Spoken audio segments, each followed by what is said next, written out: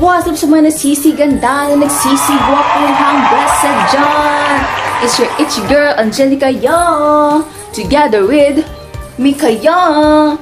So for today's video, we will discuss about communication. Also, I believe we are on the second to the last topic, which is lesson 15. Hala, nararamdaman niyo yun? Ang bagsik at kakilakilabot na panas ng first semester paparating na! Dun dun dun dun! Anyways, let's go back to our main topic, which is all about communication. You are already familiar with some of the terms we are going to cover in this lesson, since Sir Jai also discussed them in our oral communication class.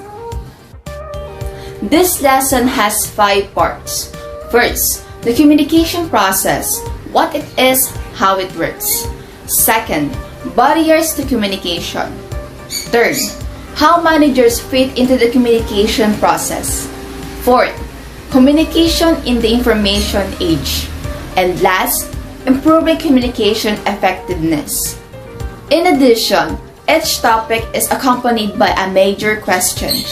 First, what do I need to know about communication process to be an effective communicator? Second, what are the important barriers I need to be aware of so I can improve my communication skills? Third, how can I use different channels and patterns of communication to my advantage? Fourth, how do contemporary managers use information technology to communicate more effectively? And last, how can I be a better listener, reader, writer, and speaker?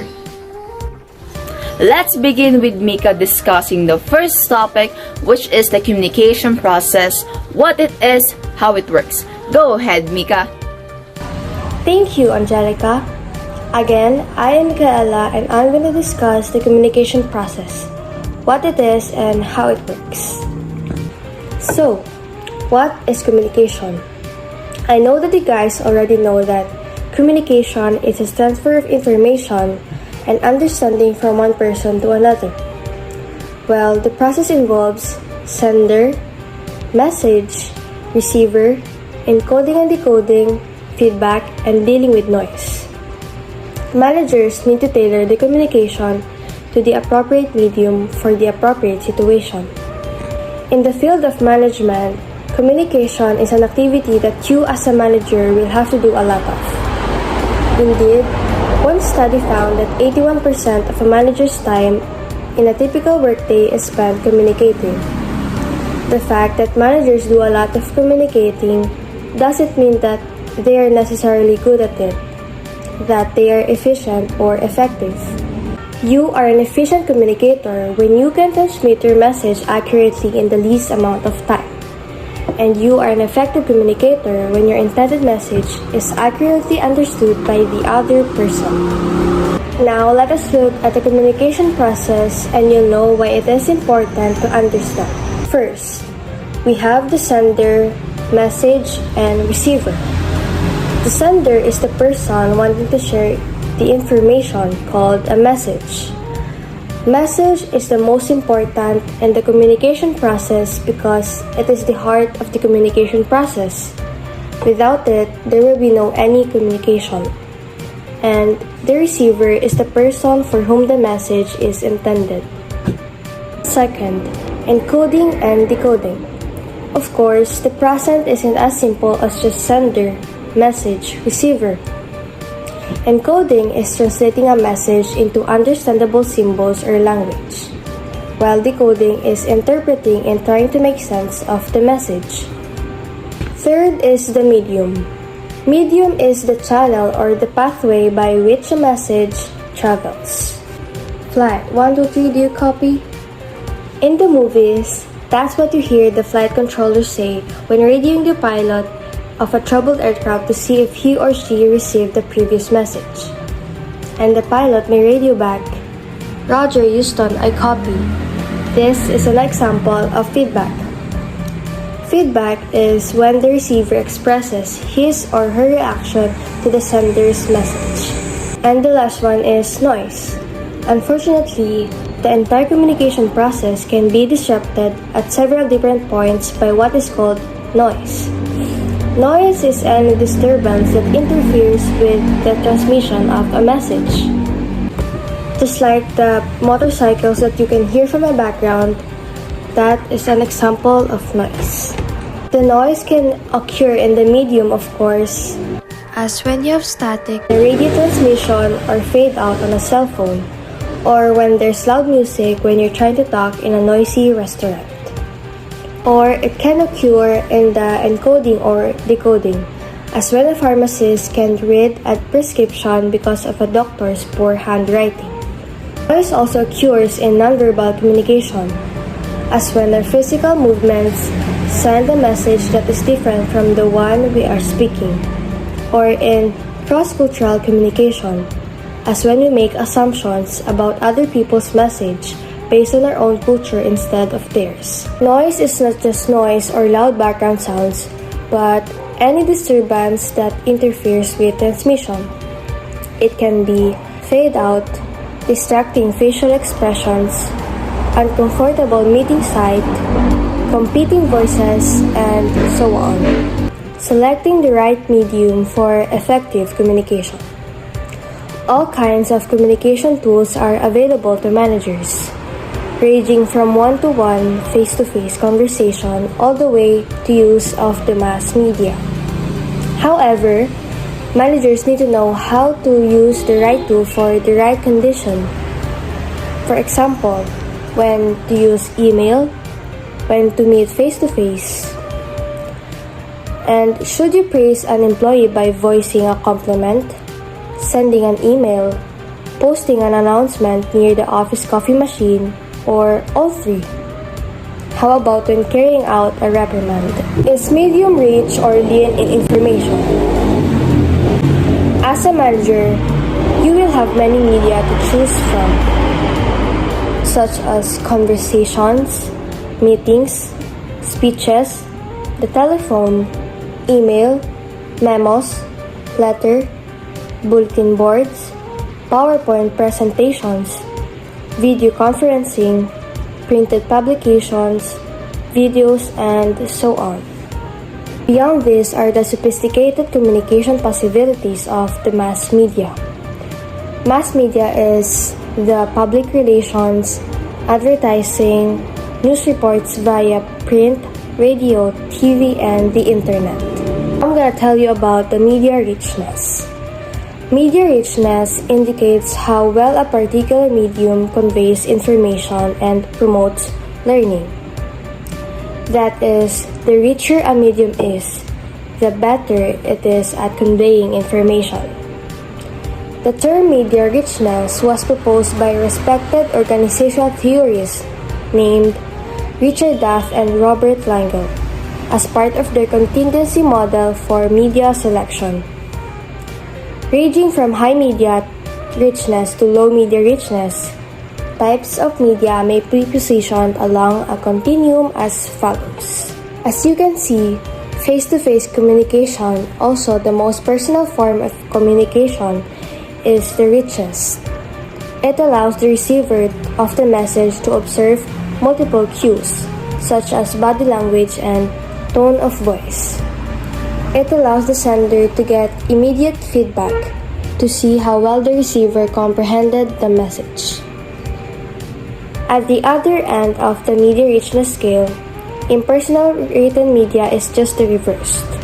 Only one cue and no feedback, making it low in richness. To match the appropriate medium to the appropriate situation, follow these guidelines. First, rich medium. Rich medium is best for non-routine situations and to avoid oversimplifications. A rich medium is more effective with non-routine situations. For example, in what way would you like to learn the facts from your boss of a non-routine situation such as a major company or organization, which might affect your job?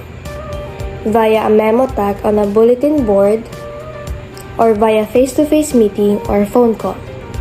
The danger of using a rich medium for routine matters such as monthly sales reports is that it results in information overloading, or what it means, more information than necessary. Second is the lean medium. Lean medium is best for routine situations and to avoid overloading. A lean medium is more effective with routine situations. For example, in what manner would you as a sales manager like to get routine monthly sales reports from your 50 sales rep? Via time-consuming phone calls or via emails or written memos. The danger of using a lean medium for non-routine matters such as a company reorganization is that it results in information oversimplification. Oversimplification means it doesn't provide enough of the information the receiver needs and wants. Thank you, Mika. Now, let's move on to our second topic, which is the barriers to communication. And this has the major question, what are the important barriers I need to be aware of so I can improve my communication skills?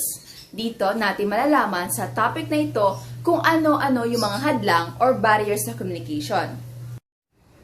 Before we start, let me ask you a question. Do you know what is a social anxiety disorder or also called as social phobia? If no, ito yung takot na hindi naaalis at naapektuhan ng araw-araw na activities, lalo na ang self-confidence, relationships, and even work or school life. This is due to the fact that social anxiety disorder is an example of communication barrier. Ano nga ba ang barrier? Ang barrier is anything interfering with accurate communication between two people. Some barriers may be thought of as happening within the communication process itself. All it takes is one black step in the communication process described in a text for communication to fail. Consider the following: sender barrier, encoder barrier, medium barrier, decoding barrier, receiver barrier, and feedback barrier. Sender barrier, it means no message gets sent. Halimbawa, may isang manager na nakaisip ng isang idea pero natatakot siyang sabihin ito kasi sa kadahilan na baka mabatikos, mapuna, o mapintasan ang naisip niyang idea. Kaya sa huli, hindi niya naipahayag ang gusto niyang sabihin. Or, in short, no message gets sent. And that's sender barrier. Encoding barrier. It means the message is not expressed correctly. Halimbawa, hindi ganun kalawak ang iyong vocabulary, especially in English language. Tapos, yung mga kasamahan mo pa sa trabaho ay lahat Inglesera at Inglesero. So, mahirapan ka tuloy makipag-communicate at maibahagi yung gusto mong sabihin sa kanila. Kasi nga, hindi ganun kalawak ang iyong vocabulary. At pwede rin ito mapunta sa misunderstanding. And that's encoding barrier. The message is not expressed correctly. Medium barrier. It means the communication channel is blocked. Halimbawa, tinawagan mo yung boyfriend mo kasi gusto mo sana siyang batiin ng happy anniversary. Pero nung tinawagan mo siya, busy signal daw. Or in short, may kakall siyang iba. Ito yung example na yung communication medium or channel ay na-block dahil hindi mo nasabi o nasend yung message mo dahil busy signal yung phone ng boyfriend mo. So, alam nyo na. Kapag hindi sumagot or busy signal, may kausap siyang iba. Ay, nag-issue. Okay. Next is decoding barrier. It means the recipient doesn't understand the message. For example, kayo yung recipient or the receiver.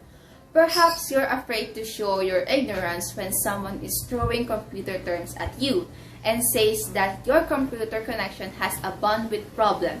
Kapag hindi nyo naintindihan ang meaning na a bandwidth problem, it means that it is decoding barrier.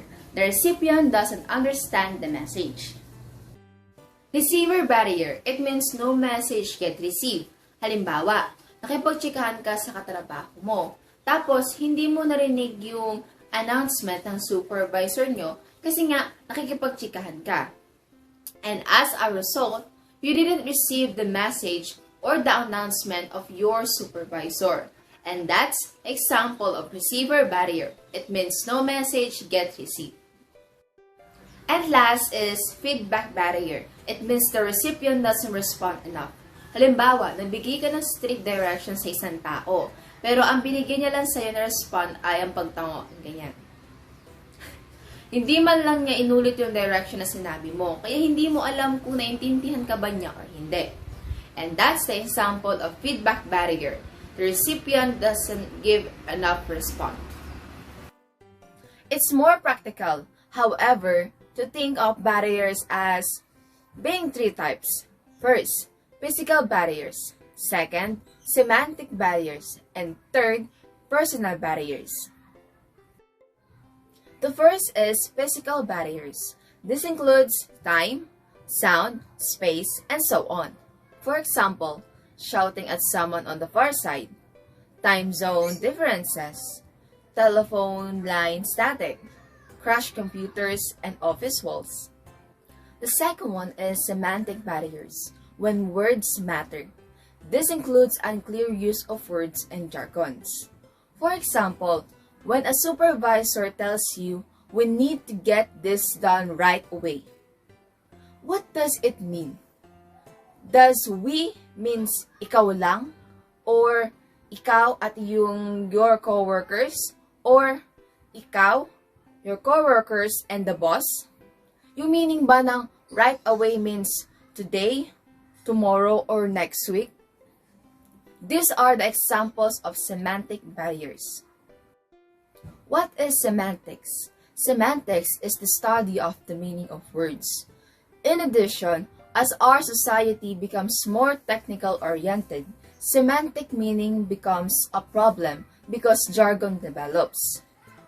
Jargon is terminology specific to a particular profession or group. For example, the HRBP wants the RFP to go out ASAP. The translation of this, the Vice President of Human Resources wants the request for proposal to go out as soon as possible. As a manager in a specialized field, you need to remember that what are ordinary terms for you may be mysteries to outsiders. The third is personal barriers.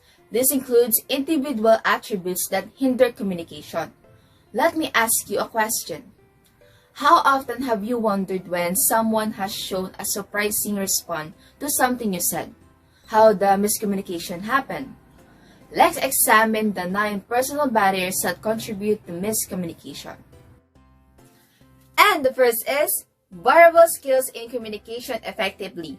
They must have speaking skills, vocabulary, facial expression, eye contact, dramatic ability, also the gift of gab to express themselves in a superior way. Take note, gift of gab means has the ability to speak well. And the second is variation in how information is proceeded and interpreted. People use different frames of reference and experience to interpret the world around them. They are selective about what things have meaning to them and what things don't. This difference affects what we say and what we think we hear. And the third is the variation in trustworthiness and credibility. Without trust between you and the other person, communication is appropriate to be flawed or damaged. Instead na mag-usap or mag-communicate kayong dalawa, both of you will be concentrating or focus on defensive tactics, not the meaning of the message being exchanged. The fourth is oversized egos. Egos influence how we treat each other as well how receptive we are to being influenced by others. The fifth is faulty listening skills. This has a question, do you actually listen when someone is talking? The next is tendency to judge others' messages. We all have a natural tendency, according to psychologist Carl Rogers, to judge others' statement from our own point of view, especially if we have a strong feelings about the issue. Next is inability to listen with understanding. To really listen with understanding, you have to imagine yourself in the other person's shoes. For example, nalaman mo na naghiwalay yung parents ng friend mo. Siyempre, need din ng comfort, di ba? In that situation, you need to put yourself in your friend's shoes for you to understand and feel kung ano yung talagang pinagdadaanan mo kaibigan mo. 8 is the stereotypes and prejudice. A stereotype consists of oversimplified belief about certain group of people. There are, for instance, common stereotype about matatanda, kabataan, lalaki at babae. We consider this matter of gender communication. Malalaman natin mamaya kung ano ang meaning ng gender communication. Last is non-verbal communication. Let me ask you a question again. Do your gestures and facial expressions contradict your words? This is the sort of non-verbal communication that you may not be aware of. Non-verbal communication consists of messages sent outside of the written or spoken word. Given the prevalence of non-verbal communication and its impact on organizational behavior, such as hiring decisions, perception of others, and getting one's ideas accepted by others, it is important that you become familiar with the various sources of non-verbal communication. This is the 6 ways in which non-verbal communication express are through. First is eye contact. Second is facial expression. Third is body movement and gestures. Fourth is touch. Fifth, settings. And last is time. First is eye contact. It serves 4 functions in communication. First, it signals the beginning and the end of a conversation. There is a tendency to look away from others when beginning to speak and to look at them when done. Second, it expresses emotion. For instance, most people tend to avoid eye contact when conveying news or negative feedback. Alam niyo, ito yung magandang example sa mga teleserye or movie. Like, may papasok na isang character. Bago niya i-convey yung bad news, magaganto siya. May nangyari. Yung parang ganon. Yun ang example ng second function in eye contact. And the third function is gazing monitors feedback because it reflects interest and attention. And the last function is depending on the culture. Gazing also expresses the type of relationship between the people communicating. For instance, Westerners are taught at an early age to look at their parents when spoken to. However, Asians are taught to avoid eye contact with a parent or superior in order to show obedience or subservience. The second way is facial expression. Probably you're accustomed to thinking that smiling represents warmth, happiness, or friendship, whereas frowning represents dissatisfaction or anger. Pero ito yung tatandaan nyo. Hindi lahat ng ngiti or smile ay positive yung ibig sabihin. Yung iba kasi ngumingiti para lang magmukhang okay sila. Yung sa ngiti na yun, may tinatago pa lang silang kalukutan or problema. Tandaan nyo yan. The third way is body movements and gestures. An example of body movement is leaning forward. An example of gesture is pointing. Open body positions such as leaning backward express openness, warmth, closeness, and availability for communication. Whereas closed body positions such as folding one's arm or crossing one's leg represents defensiveness. Some body movements and gestures are associated more with one gender than the other, according to communication researcher Judith Hall. For example, women nod their heads and move their hands more than men do. Men exhibit large body shifts, foot, leg movements more than women do. We need to point out, however, that interpretation of body language are subjective, hence easily misinterpreted and highly dependent on the context and cross-culture differences. So, You need to be careful when trying to interpret body movements, especially when you're operating in a different culture. Fourth is touch. Norms for touching vary significant around the world. For example, sa Middle East ay normal mag-holding hands ang dalawang lalaking magkaibigan habang naglalakad, pero it is not commonplace behavior sa United States. Fifth is setting. This is the place or type of surrounding where something is positioned or where an event takes place. And the last is time. When your boss keeps you waiting for 45 minutes for an appointment with him, how do you feel? When she simply grunts or makes one-syllable response to your comments, what does say about her interest in your concern? As a manager yourself, you should always give the people who work for you adequate time. You should also talk with them frequently during your meetings with them so they will understand your interests. This table gives some suggestions for better nonverbal communication skills. Gender-related communication differences. Men are 8 times as likely as women to bargain over starting pay.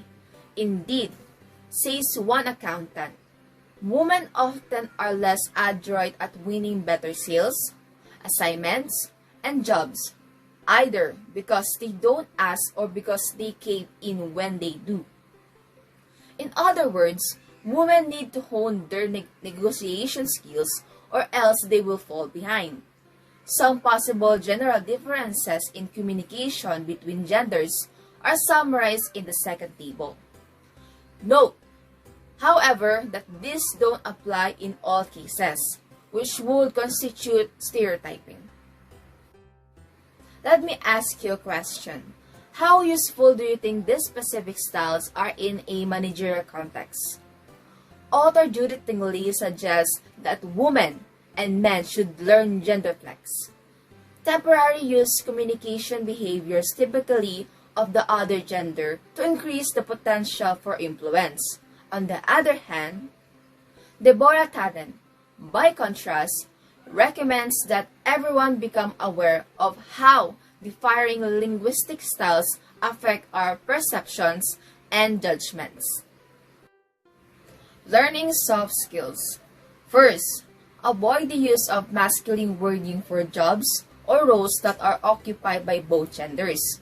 For example, use police officers instead of policemen.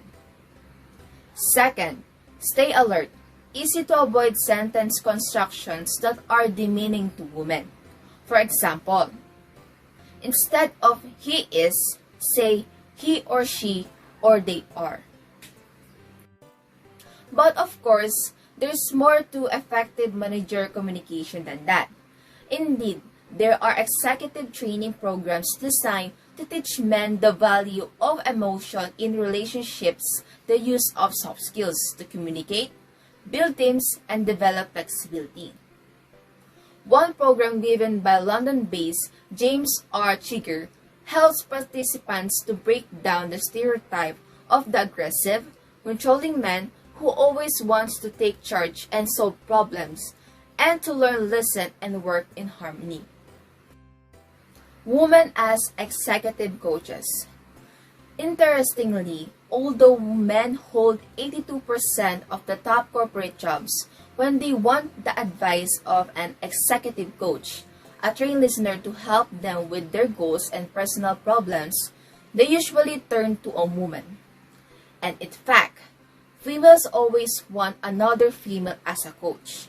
And as a result, 7 out of 10 graduates of Coach U, the largest training school for executive coaches, are women.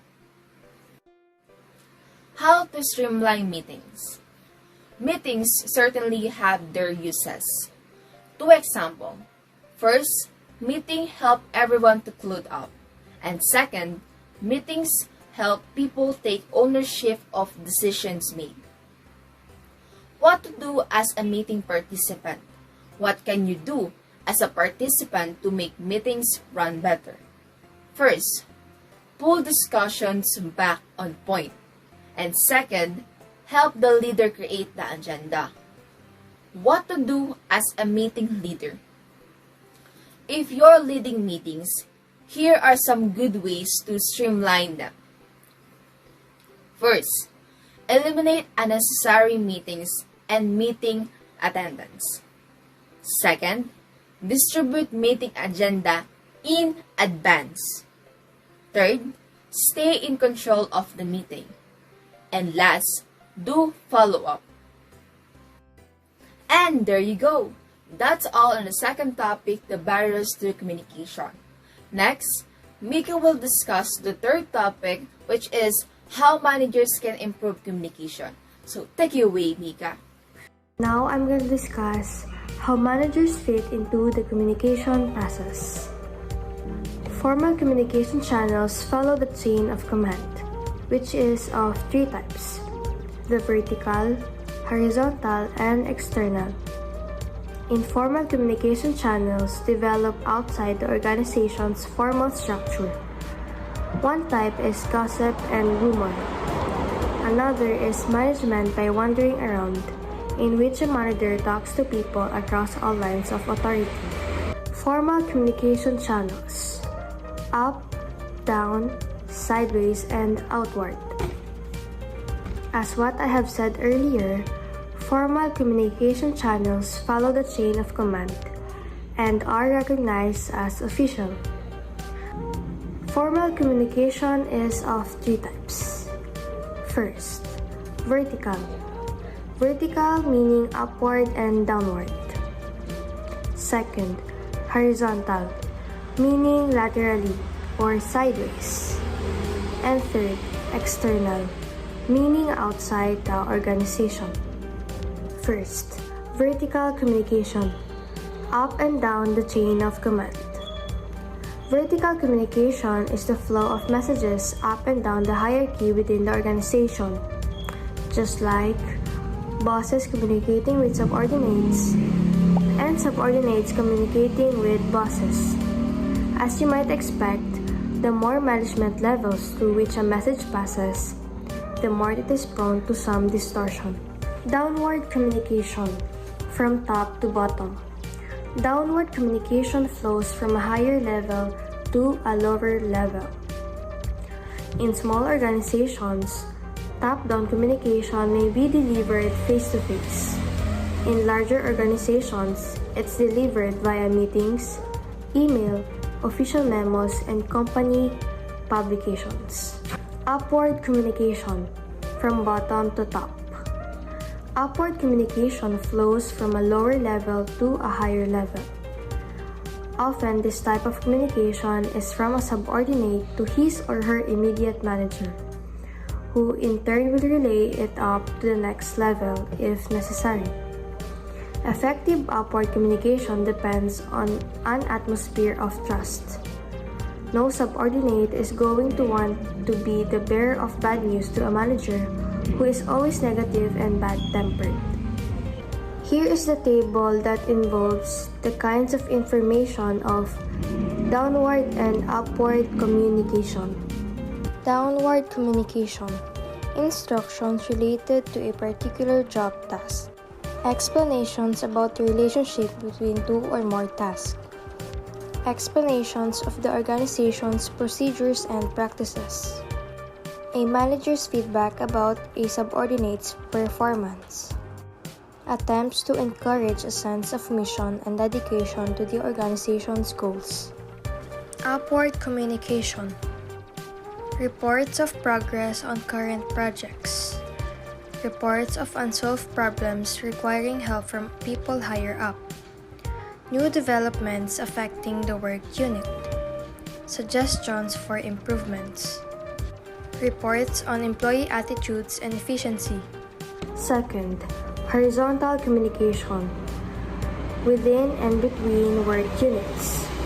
Horizontal communication flows within and between work units. Its main purpose is coordination. As a manager, you will spend perhaps as much as a third of your time in this form of communication. Just like consulting with colleagues and co-workers at the same level as you within the organization. In this kind of sideways communication, you will be sharing information, coordinating tasks, solving problems, resolving conflicts, and getting the support of your peers. Horizontal communication is encouraged through the use of committees, task forces, and matrix structures. Horizontal communication can be embedded in three ways. Number 1, by specialization that makes people focus just on their jobs alone. Number 2, by rivalry between workers or work units, which prevents sharing of information. And number 3, by lack of encouragement from management. And the third type of formal communication is external communication, outside the organization. External communication flows between people inside and outside the organization. These are other stakeholders, like customers, suppliers, shareholders, or other owners, and so on. Companies have given this kind of communication heightened importance, especially with customers or clients who are the lifeblood of any company. And now, let's go to the informal communication channels.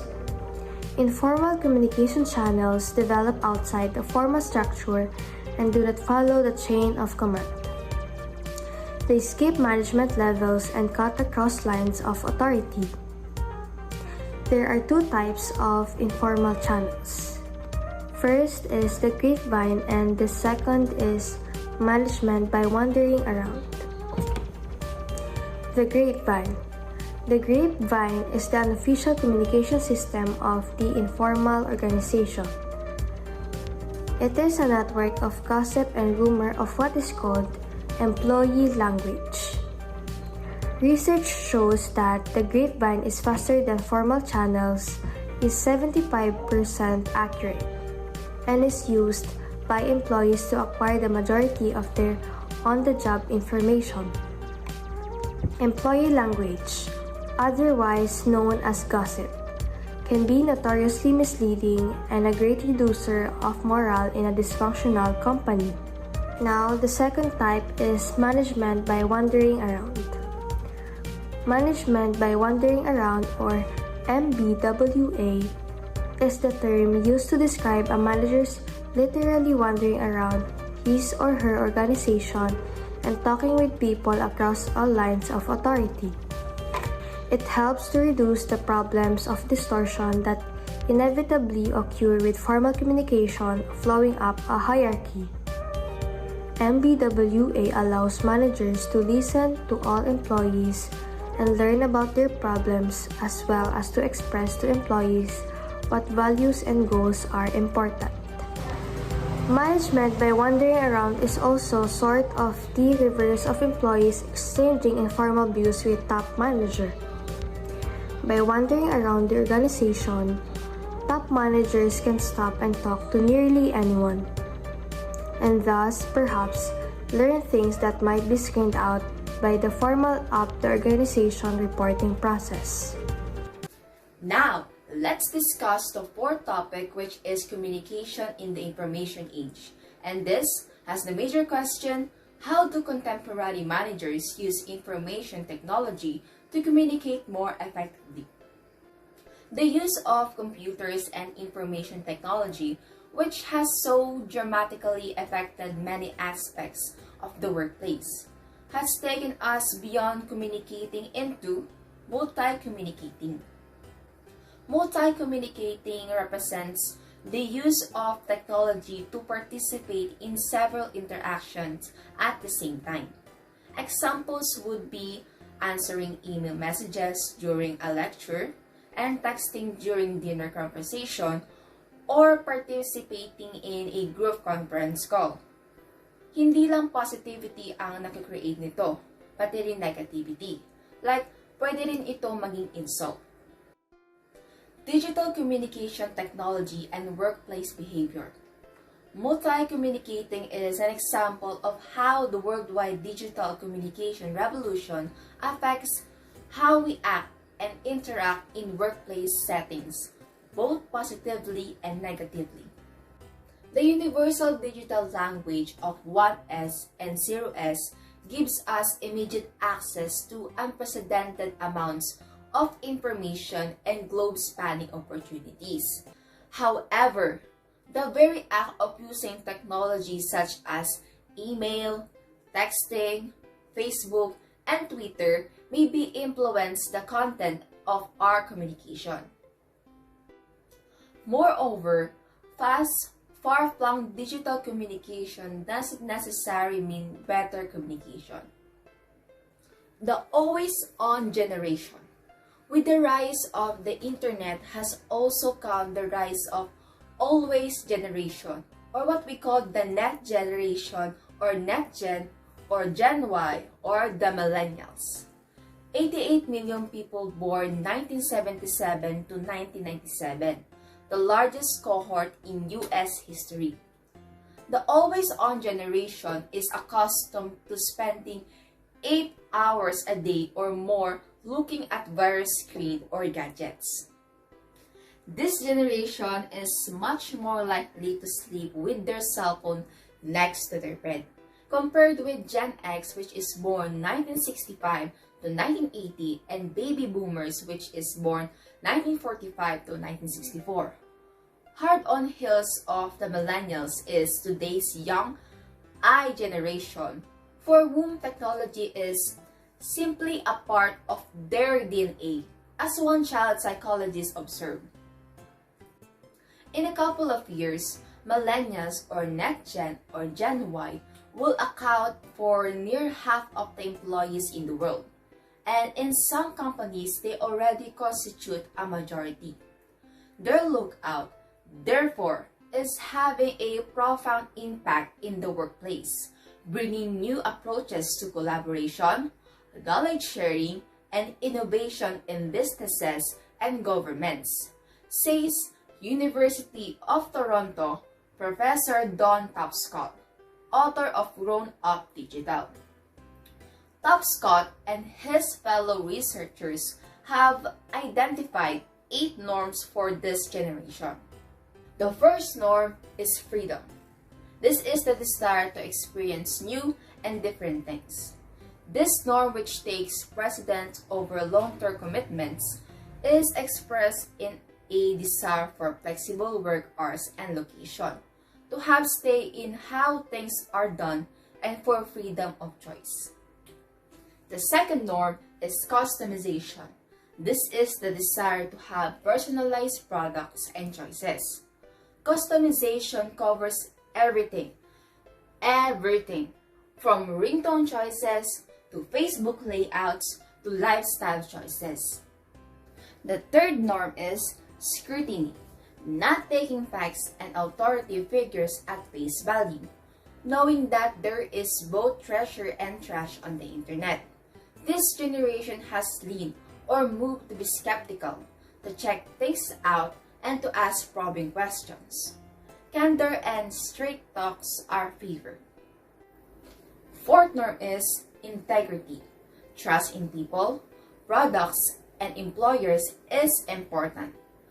This generation cares about honesty, transparency, and keeping commitments, although they are elastic when it comes to pirating music and plagiarism. The fifth norm is collaboration. Relationships are of key importance. Members of this generation value volunteering, know how to work and play with others, and are eager to offer opinions and suggestions. The next norm is entertainment. Keeps things moving and interesting. A job should be both challenging and fun, not a life sentence. Dapat hindi nakakamatay. For this multitasking generation, the internet is not only productivity tool and information source, but also a personal communication device and fun tool of choice. The seventh norm is speed. Instant feedback is expected. Used to instant feedback video games and nanosecond answers from Google, Millennials prefer rapid-fire texting, instant messaging, and tweeting to the slower email. This leads them to urge faster decision-making and feedback on job performance. The last norm or the eighth norm is innovation, impatient for new and different user experiences. In the workplace, the traditional hierarchy is rejected in favor of work processes that encourage collaboration and creativity. Digital communication and the new workplace, such as video conferencing, telecommuting, and teleworking. Digital communication has significantly altered the traditional linkage between work, place, and time. Let's consider video conferencing, telecommuting, and telework. Video conferencing. As air travel stalled, corporations turned to video conferencing, also known as teleconferencing, using video and audio links along with computers to allow people in different locations to see, hear, and talk with one another. Many organizations set up special video conferencing rooms or booths with specially equipped television cameras. Some of the more sophisticated equipment is known as telepresence technology, high-definition video conference systems that stimulates face-to-face meetings between users. This enabled employees to conduct long-distance meetings and training classes without leaving their office or cubicle. Next is telecommuting. It involves doing work that is generally performed in the office, away from the office, using a variety of information technologies. Employees typically receive and send work from home by phone and fax or by using a modem to link a home computer to an office computer.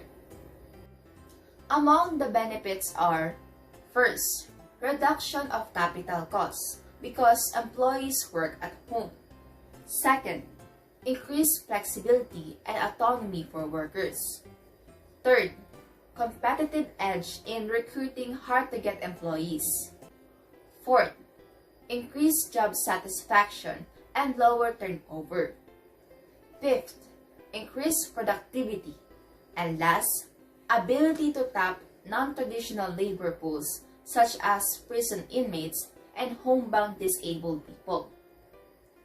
Telecommuting is more common for jobs that involves computer work, writing, and phone or brain work that requires concentration and limited interruptions.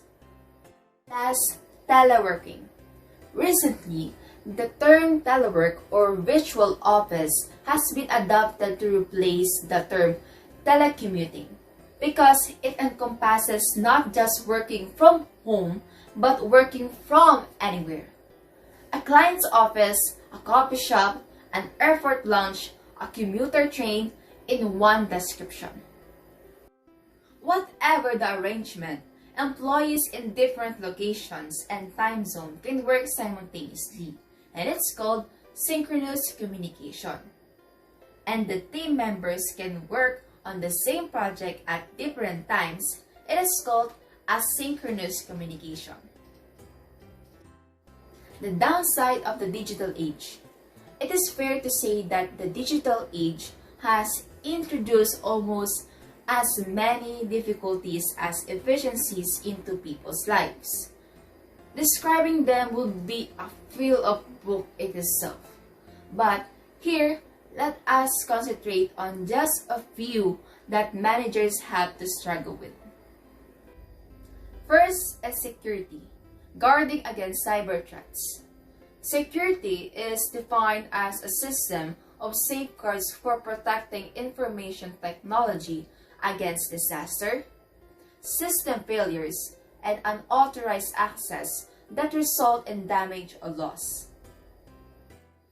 Security is a continuing challenge, with computer and cell phone users constantly having to deal with threats ranging from malicious software that tries to trick people into yielding passwords, social security numbers, and financial information to deviant programs or viruses that can destroy or corrupt data. The key to protecting digital communication system against fraud, hackers, identity theft, and other threats is prevention. This table presents some ways to protect yourself. First, pick strong passwords. Second, use different passwords. Third, don't reveal sensitive information. Fourth, don't share files. Fifth, keep data. Sixth, avoid file sharing. And last, apply the latest security updates. Next is privacy. Keeping things to yourself. Privacy is the right of people not to reveal information about themselves.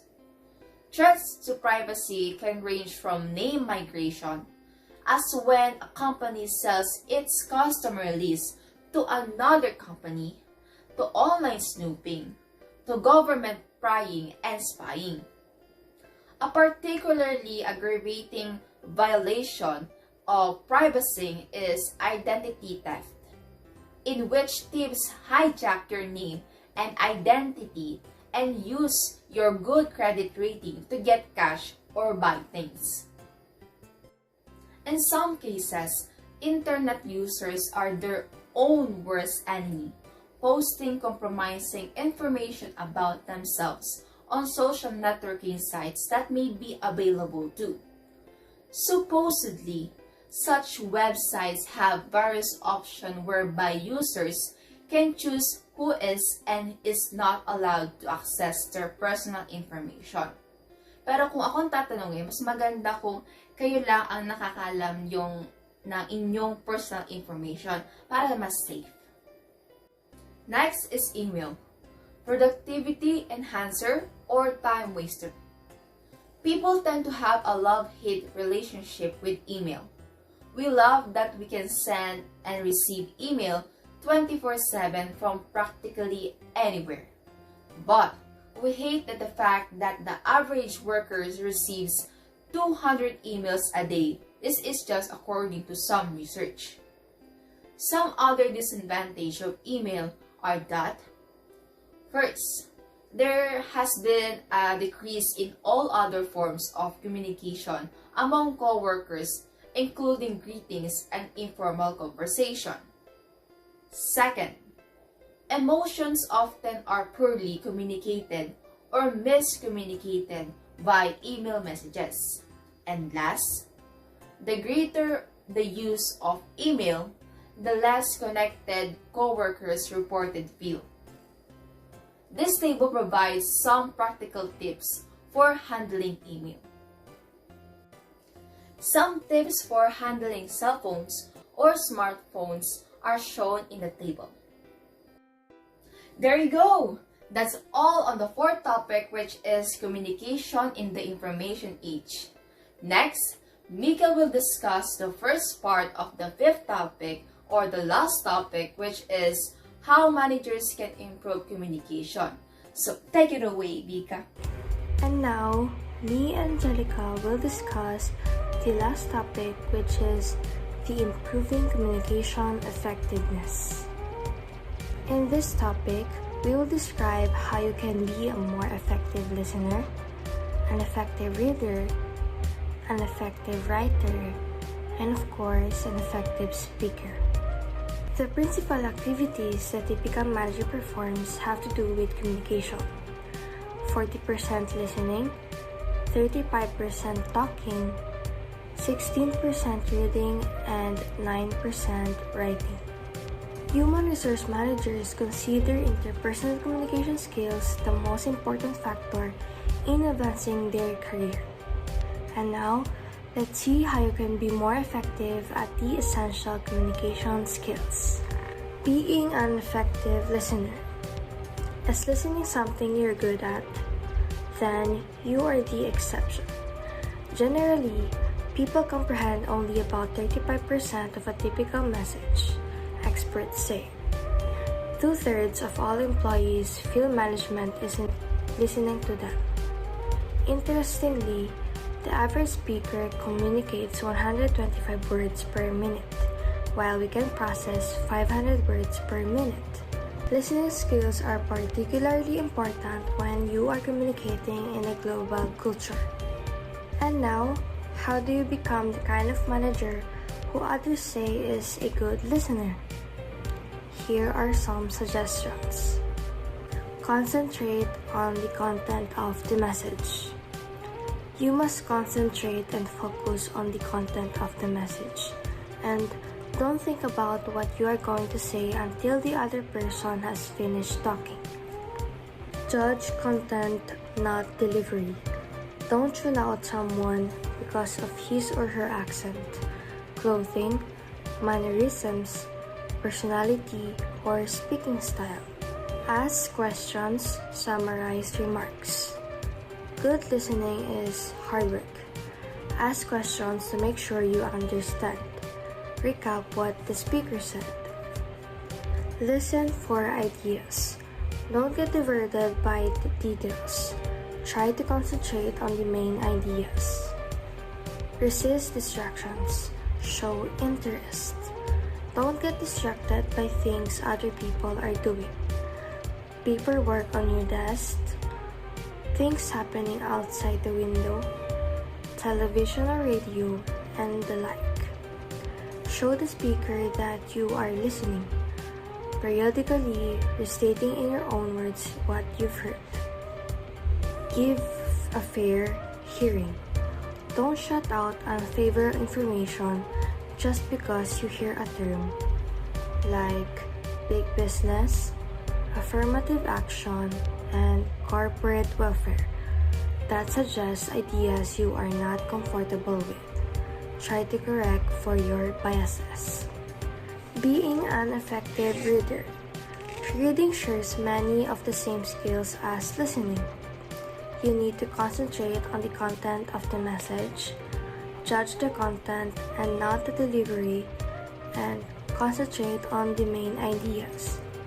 But because managers usually have to do so much reading, you also need to learn to apply some other strategies. Realize that speed reading doesn't work. Perhaps you've thought that somewhere along the line you could take a course on speed reading. By and large, however, speed reading isn't effective.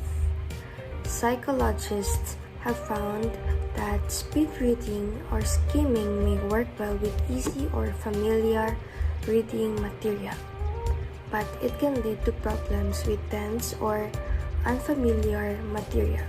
For instance, in one study, when questioned about their reading of difficult material, average readers got half the questions right, while speed readers got only 1 in 3. Learn to streamline reading. Management consultant and UCLA professor Catherine Alessandrini offers a number of suggestions for streamlining your reading. And here are these suggestions. Be savvy about periodicals and books. Review your magazine and newspaper subscriptions and eliminate as many as possible. You can subscribe to just a few industry publications. Scan and mark interesting material. Later, read what's marked and pitch the rest. Read summaries and reviews that condense business books and articles. Transfer your reading load. With some material, you can ask some of your employees to screen or scan it first. Then, post an action note on each item that needs additional reading by you. You can also ask your staff to read important books and summarize them in 4 or 5 pages. Make internal memos and email more efficient. Ask others to tell you upfront in their emails, memos, and reports what they want you to do. Instruct them to include a one-page executive summary of a long report. When you communicate with them, give them specific questions you want answered. Do top-down reading, or SQ3R. The key to better reading is to be a productive rather than a passive reader, writes Alessandrini. You'll get more out of what you read if you literally produce meaningful connections between what you already know and what you are reading. This leads to what she calls a top-down strategy for reading, a variant on the SQ3R or the survey, question, read, recite, and review. The top-down system has 5 parts. First, rate reasons to read. Rate your reasons for reading. Ask yourself, why should I read this? Or, will reading it contribute to my goals? Second, question and predict answers.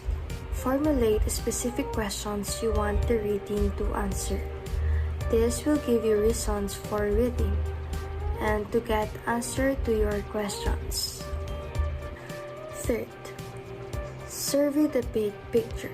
Survey the material to be read so you can get a sense of the whole. Take a few minutes to get an overview so that you'll be better able to read with purpose. Fourth, skim for main ideas. Skimming the material is similar to surveying, except it's on a smaller scale. You look for the essence of each subsection or paragraph. And last, summarize. Summarize as you skim. Verbally restate or write notes of the main points, using your own words. Visualize or sketch the main points. Answer your initial questions as you skim the material. Now, I will discuss the part 2 of the 5th topic, which includes the third and the last of how you can be more effective and the essential communication skills. The third is being an effective writer. Taking a business writing class can be a real advantage. Indeed, as a manager, you may have to identify employees who need writing training. The following are some tips for writing more effectively. These apply particularly to memos and reports, but also applicable to email messages. The first tip is don't show your ignorance. Email correspondence and texting have made people more relaxed about spelling and grammar rules. Besides using the spelling checkers and grammar checkers built into most word processing programs, you should reread, indeed proofread, your writing before sending on it.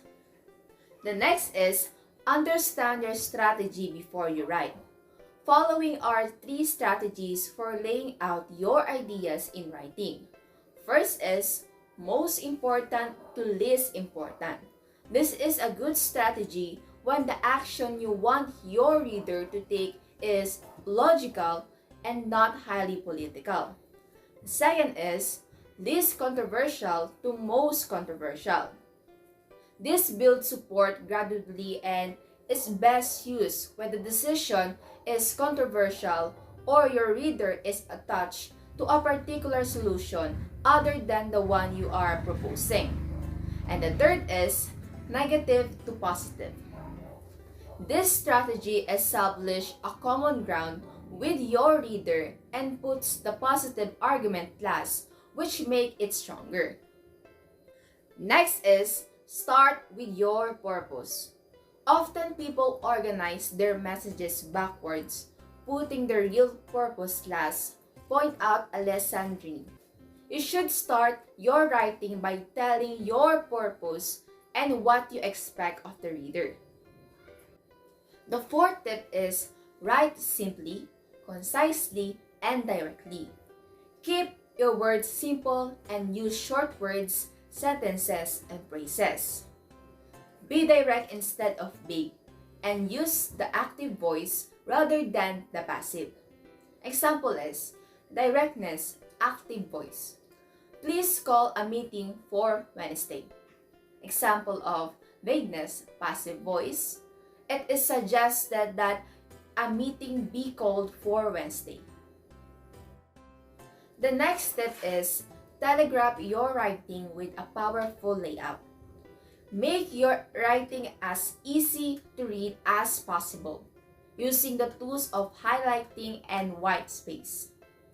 Highlighting consists of using boldface and italics to emphasize key concepts and introduce new concepts. And bullet small circles or squares like the ones on the list you're reading to emphasize list items. Take note, don't overuse any of these devices or they lose their effect. And particularly, don't use capital letters for emphasizes, except early. And white space, which consists of wide margin and a break between paragraphs, produce a page that is clean and attractive. The last of how you can be more effective at the essential communication skills is being an effective speaker. Speaking or talking covers a range of activities from one-on-one conversation to participate in meetings to giving formal presentations. In terms of personal oral communication, most of the best advice comes under the heading of listening, since effective listening will dictate the appropriate talking you need to do. However, the ability to talk to a room full of people to make an oral presentation is one of the greatest skills you can have. Author and lecturer Gail Lindenfield suggests that you can prepare your nerves by practicing your speech until it's near perfect, visualizing yourself performing with brilliance, getting reassurance from a friend, and getting to the speaking side early and releasing physical tension by doing deep breathing. And staying away from alcohol and caffeine pick-me-ups before your speech. Kasi, iba, ang kape, mas lalo nagpapabilis ng tibok ng puso, kaya mas lalo kang kakabahan. Kaya huwag kang magkape before your speech. As for the content of the speech, some brief and valuable advice is offered by speechwriter Bill Tybert, who says a speech comprises just 3 simple rules. The first rule is, tell them what you're going to say. The second rule is, say it. And the third rule is, tell them what you said. The first simple rule is, tell them what you're going to say. The introduction should take 5% to 15% of your speaking time, and it should prepare the audience for the rest of the speech. Avoid jokes and such phrases as, I'm honored to be with you here today, because everything in your speech should be relevant. Try to go right to the point or straight to the point. The second simple rule is, say it. The main body of the speech takes to 75% to 90% of your time. The most important thing to realize is that your audience won't remember more than a few points anyway. Thus, you need to decide which 3 or 4 points must be remembered. Then, cover them as succinctly as possible. Be particularly attentive to transitions during the main body of the speech. Listening differs from reading in that the listener has only one chance to get your meaning. Thus, be sure you constantly provide your listeners with guidelines and transitional phrases so they can know where you're going. For example, there are 5 ways the security of your supposedly private files can be compromised. The first way is, nakita niyo yun, meron siyang transitional phrases na the first way is. So, may guide yung audience kung saan siya papunta or may susunod pa. The third or the last simple rule is, tell them what you said. The end might take 5% to 10% of your time. Many professional speakers consider the conclusion to be as important as the introduction. So don't drop the ball here. You need a solid, strong, persuasive wrap-up. Use some sort of signal phrases that cues your listeners that you are heading into your wind-up. And these examples of the third or the last simple rules. Give some thought to the last thing you will say. It should be a strongly upbeat, a call to action, a thought for the day, a little story, or a quotation. Like, I want to leave you with one last thought. Or, finally, let me close by sharing something that happened to me. Or, as Albert Einstein said, imagination is more important than knowledge. They say, thank you, and stop talking. Ding, ding, ding, ding! And we are done! That's all in our 15th lesson, Interpersonal and Organizational Communication, Mastering the Exchange of Information. I hope you learned something from us. The first final semester examination is in a week. Good luck to everyone, and I know we can do this. Fighting!